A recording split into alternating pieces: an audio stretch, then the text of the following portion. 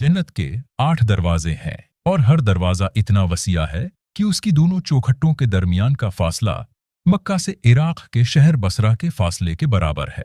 जब रमजान का मुबारक महीना आता है तो ये तमाम दरवाजे खोल दिए जाते हैं, फिर पूरा महीना खुले रहते हैं। और सबसे खूबसूरत बात यह है कि नेक लोगों को ये अख्तियार हासिल होगा कि वो जिस दरवाजे से चाहें जन्नत में दाखिल हो जाएं। अब जरा इस मंजर का तसव्वुर करें। जब एक जन्नती दरवाजे पर पहुंचेगा, फरिश्ते उसका इस्तकबाल करेंगे और कहेंगे, ऑल सलाम अलैकुम, तुम पर सलामती हो, खुश रहो और हमेशा के लिए यहाँ दाखिल हो जाओ। सोचें, इस लम्हे दिल पर क्या गुजरेगी। सबसे पहले जो दरवाजा खुलेगा वो रसूलुल्लाह के लिए खुलेगा। आप खुद फरमाते हैं, मैं सबसे पहले जन्नत के दरवाजे पर पहुंचूंगा और दस्तक दूंगा। जन्नत की विसात आसमानों और जमीन के बराबर है। तो अंदाजा लगाएं, ये जन्नत इस दुनिया से कितनी अजीम, कितनी बेहद और कितनी शानदार होगी।